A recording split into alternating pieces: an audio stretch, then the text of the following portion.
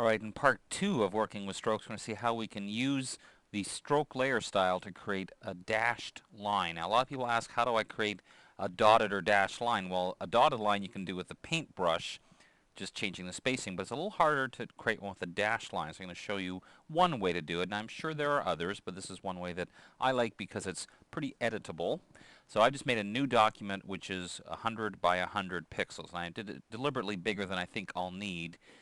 It's just so I have some room to play with. So I'm going to go to my rectangular marquee tool, change it to a fixed size of 50 by 50 pixels, just so that I know I can line this up, because I want to basically make a pattern that's going to have black over here. Change the move tool.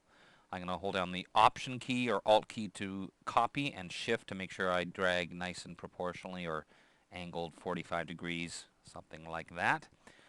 And then hide the background, select all, and choose Define Pattern. And we'll call it some clever name. Well, it's not that clever really, but it's just descriptive would probably be a better way to say it.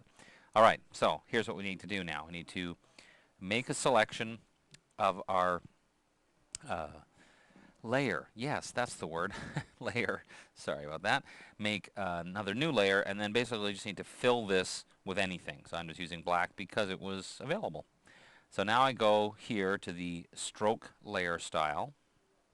In fact, first I'm going to go to that blend options and change the fill opacity to 0. So now all we see in the stroke, let me position this so you can see a preview here of what's happening. So we're going to change the position to inside. Let's make it just a little thicker so you can see it, and you'll see in a moment that doesn't really matter actually, but just so you can see what's happening. And then I'm going to change the fill type to pattern.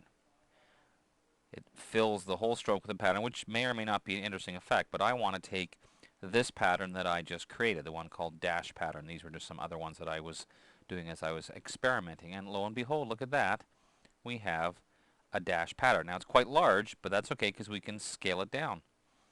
Now you'll find at some percentages it doesn't look as good as others, so you'll get kind of an odd thing happening, but somewhere around there looks pretty good. Click OK.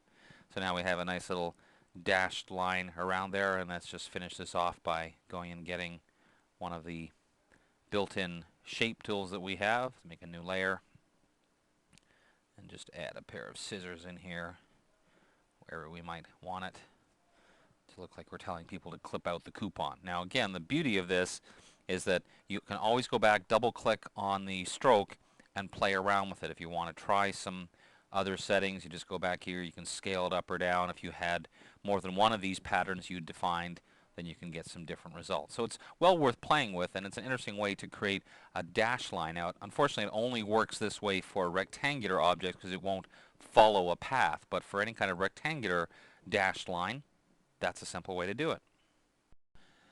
So there you go, fun with strokes, part 2. Now just be careful if you are going to add those dotted lines, kind of clip the coupon thing, you know, this kind of thing, because you have to be careful because someone might just take advantage of that and end up with something you don't really like. I'm Dave Cross. We'll hopefully see you next time.